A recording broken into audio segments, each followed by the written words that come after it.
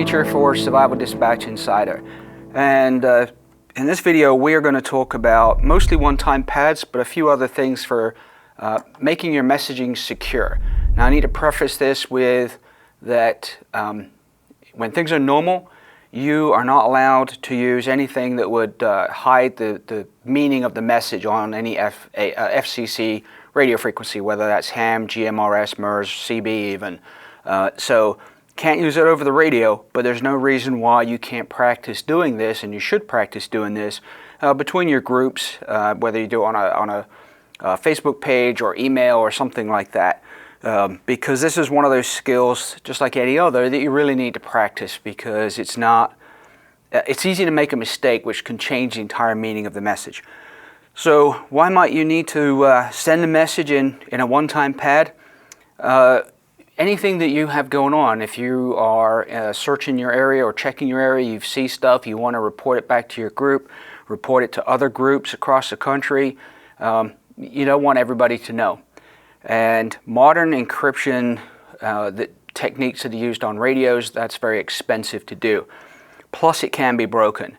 One-time pads were developed at the end of World War II, but also been used extensively in the Cold War to send messages to agents in other countries. And a lot of times, in fact, those stations are still on the air doing that, and they're called number stations.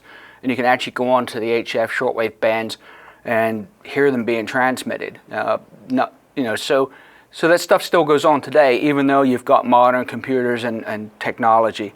The nice thing with it is all you need is a shortwave radio receiver to be able to pick up that message. So with that, so let's look at this, and we've done a few of these and done some articles on it, but let's see it kind of in motion here. So first of all, you have to have, and we've got a mind map as always. I like those things. So you need to generate your message pads to start with, and you need to do that before anything happens, because after it's too late. So there's a couple of rules with that, and there's a couple of ways to generate them. So the whole concept with it being unbreakable is that the code's only used one time. With cryptology and the art of breaking code, it's all done by repetition. And so that's how code breakers break codes. Book codes can be broken very, very quickly with modern computers because they're programmed with every single book in every single language and every single version that it was ever made in. So it's very easy to break a book code. One-time pad, you use it once, never use it again. The exception to that would be for training purposes. There's no point in keep generating one-time pads and having to break them. So that's the rule. You use it once, destroy it. Try to stick to a maximum of 250 characters. Otherwise it gets really long. If you have to, break the message down. You never want to send that original one-time pad code over the internet or any other electronic means with your group. If it's going to be the one you keep secure, then you hand pass it before things happen. There's a couple of ways to generate them. The easiest way, AMRRON, the American Readout Radio Operators Network, built a standalone one-time pad generator, a little box, and I didn't bring mine with me. And it will generate message pads for you, which is the easiest, fastest way to do it. You don't want to do it on a computer because that's not truly random. The other way is 10-sided dice, and you can find them on Amazon, and we'll post a link to a couple of them, or they're called Chessex Dice, and they're widely available too. You can just roll the dice, there's your 5 numbers. The numbers are written in groups of 5, and usually 5 across. It's just a format that makes it easy to see. So, for example, AMRRON has some training ones. So I carry this Write in the Rain notebook here. I keep a pencil in it, eraser, Write in the Rain pen, and has some other information in it. But I got a bunch of laminated cards. So this one actually has the training ones on that for the AMRRON ones, which if you've read any of the Going Home series books, you know there's one-time pad messages in there, and you can actually decipher them with the training codes that AMRRON used. That's how they were generated. The other thing that you might want to do is create a code book. And a code book really is just a list of words that are longer than maybe 5 characters. You shorten down to about 4 digits. That way any long words, it's easier to send them. You don't have to take a word like one of them I have on here, tomorrow.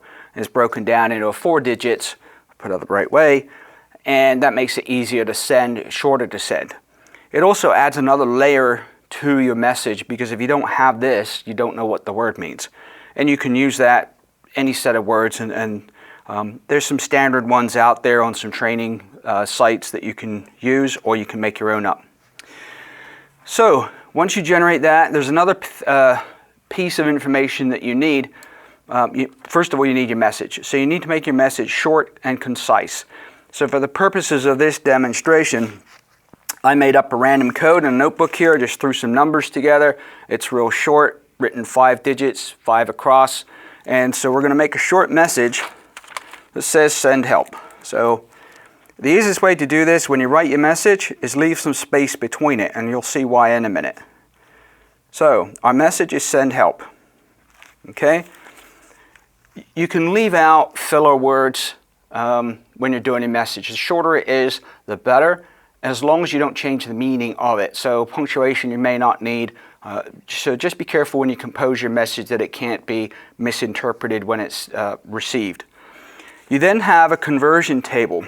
And so a conversion table is simply a table that takes the letter and converts it to numbers. Now this particular one, there's an article by a guy by the name of Dick Renjavec, I think that's how you pronounce his name, and we'll post the link to that article. It's a very good article on doing one-time pads. And this one's made up for the English language, and it uses single digits for the most commonly used letters in the English language. There's some of these for different languages. So for training purposes, I would always suggest use that one. In real life, you might want to make a different one up that you're going to use. Again, adds another layer of complexity to if somebody manages to intercept your code. If they don't have all the parts, it's not going to make it easy for them to do. I just took some of these. There's a couple of different versions out there, and I laminated them. This is a really small one, but I can tell you now, at the end of the day, my eyes are tired. I can't read that. So I like the bigger one, and it fits in the pocket of my notebook. So what we're going to do here is take the letter and convert it to numbers. So the S, if we look at our chart here, is 83, so that becomes 83. E is a 2, so we put the 2 there. N is a 4. And D is 72. We have a space in there, so the space characters are 99. And then H is 75. E again is 2. L is 78. And P is 80. And just for sakes, we just put a period at the end of that, and a period is 91. So we know that's the end of the message. So now what you have here, if we look back at the mind map here, we now have a text version of our message. So this is not encrypted. This conversion table is not encryption, but it's a set of numbers. We now need to take these numbers and convert them into the one-time message pad. So this is where we go to our OTP, one-time pad, and we'll use the one that I just threw together here. Now, how does the receiver know which one of these to use? If he's got a little booklet of these, how does he know which one to use? Well, it's the first set of characters. That's the key. So when you generate these, you don't want 2 that start with the same group of 5 numbers. All right, so you just need to make sure you don't have that. In the ones that Chris wrote in the book, before the message is sent, they used a phrase like, the chair's under the maple tree. And the reason for that is because AMRRON labeled those with trees. So if you go to, I say maple, and it might have been wrong off the top of my head. Yep, there's maple on here. So that helps you find the code in their case. Normally you don't do that. You just use the first set of numbers. So in this case, we write down our first set of numbers, 1, 5, 2, 9, 8. Now I usually use squared paper. It just helps keep everything lined up. We then line up our code numbers, or the numbers off our pad, underneath the numbers that we have here. So we take the second group, it's 1, 3, 5, 5, 1, and then we have 2, 1, 0, 7, 3. And I should have used checkered paper because I know I'll mess this up otherwise. 4, 1, 9, 8, 7, 2, 3. Now, at the end of my message here, I only used 2 of the numbers in this group, but I always want to use 5. So I just put down the 9, 8, and 1, and I make this 5 characters by filling in 3 zeros there. I can write zeros upside down, but I can't write the other numbers. So that would be 9, 8, 1. So now I have, if you look at this, 1, 2, 3, 4, 5. There's my 5th character right here. 1, 2, 3, 4, 5. 1, 2, 3, 4, 5. I have 1, 2, 3, 4, but then this number starts at the beginning, so 5 blocks. Now, to make this, to come up with my what's called the ciphertext, or the actual message I'm going to send, when I encrypt this, I need to subtract this. So I need to take the 1 from the 8, and it's base 10 math. So in other words, if I have 5 minus 2, that's a wrong number. So you'd normally say it's 5 minus 12, or sorry, 12 minus 5. And so the easiest thing I do, because I've done some of these, trying to do them in my head, and I've messed them up. So I created this little checker sheet for subtraction, and it really is just a cross-check, because when you're tired and trying to do this in a hurry, it's very, very easy to make a mistake, and that makes it difficult for somebody to decrypt your message. To decrypt it, you just add them, which is fairly easy. All right, so we're going to take this message. So 8 minus 1 is 7, 3 minus 3 is 0, 2 minus 5. So that's, I'm going to look at my little cheat sheet. 2 up here, go down here, 5, so that's 7, which would normally be 17. All right, 5 minus 4, so normally we'd go 14 minus 5, so we take the 4 minus 5, and that's 9. 7 minus 1, 6, and I'm just going to repeat this all the way through. All right, so if I draw my lines down here just to kind of keep myself straight, and this is why I use checkered paper. Now what I end up with is my message that I'm going to send. So remembering that the first one is the actual message, the one-time pad I used. So my S, which is the 83, my crypto key right here is 13. That becomes 70. So what I end up with is 1, 2, 3, 4, 5 blocks of numbers that now I'm going to send. And you can send this by any means. Obviously, voice over the radio in a real post-disastrous, kind of situation. You can send it by digital radio. So you can type the numbers into a computer. The radio will then key up, send those numbers, which is quicker and less prone to errors, as long as you don't do a typo. And you've got to double check yourself all the way along. If you have time and want to check this message out to make sure you did do it right, so I'm just going to draw a line here so that I don't mistake my stuff. So I'm just going to kind of box in the message that I'm going to send. Now I want to go back the other way. So if I just add these two, it should equal what this number is up here. So that would be 8, 3. Let's make sure I do it right. 5, 7. 2, 11, 0, 8, that's 0, that's 0. So again, if I draw my lines down, this is really hard to do with a video. So my double check is that this set of numbers here, which the receiver would come up with, should match what these are. So it looks like I did it right. And I've done some of these and I've posted them and I've done them wrong, because people come back and go, I can't make this work. And I go back and do this part, and I realize that I've made a typo, either a typo or a mistake here.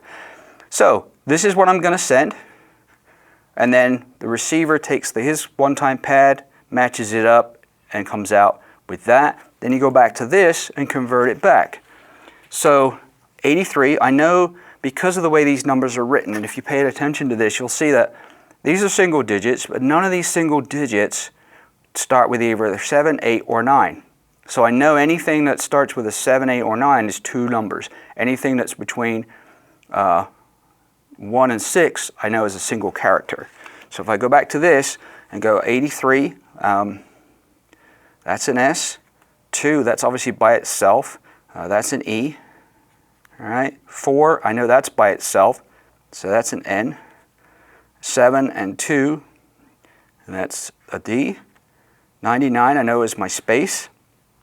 You got 7, 5, so that's an H. Got 2, we know that's by itself, so that's an E. Got 78 again, so that's L. 80, that's a P. 91, I know that's a period. So the message comes out the other end exactly as I sent it. So that works. All right. It takes a little practice. As you can see, I'm just doing this off the top of my head. I don't have the little boxes like I usually do. And in reality, you might have a scrap piece of paper that you're trying to do this on. So cheat sheet helps, especially if you're the person making the message. There's a couple other things you can do, and we've done some articles on these. But the important thing with your message security is you want to send it as shortly or as quickly as possible without distorting it, because the longer you transmit, the easier it is for somebody to find you, direction to find. And you want to make sure that you have distributed these to your group, everybody in your group that needs to have them beforehand, and they keep the real ones secure. Just have a set that you use for training. I like the Write in the Rain type notebooks. Got a couple of different ones. This one I have, it's got some information in it. It's got where the AMRRON voice and digital nets are held on the frequencies and their schedule, and that's a good place to go and get some regular practice, because they actually do this. They do the one-time pads online, but they do a lot of voice and digital practice every month, so it's good to get involved with that and get some practice on that kind of thing. And then, you know, I have some other information in the back here, some frequencies and things like that that I might need to go listen to when things are going on. There's other things you can do to authenticate messages to make sure it's genuine, things like that. It gets a little complicated. I know a lot of folks have read Chris's book, the Going Home series, and he and I worked on a project because a lot of people asked him for it, that the messaging and the codes that Sargent and the guys use. And so we've worked on this, we have this, we're still trying to get it printed.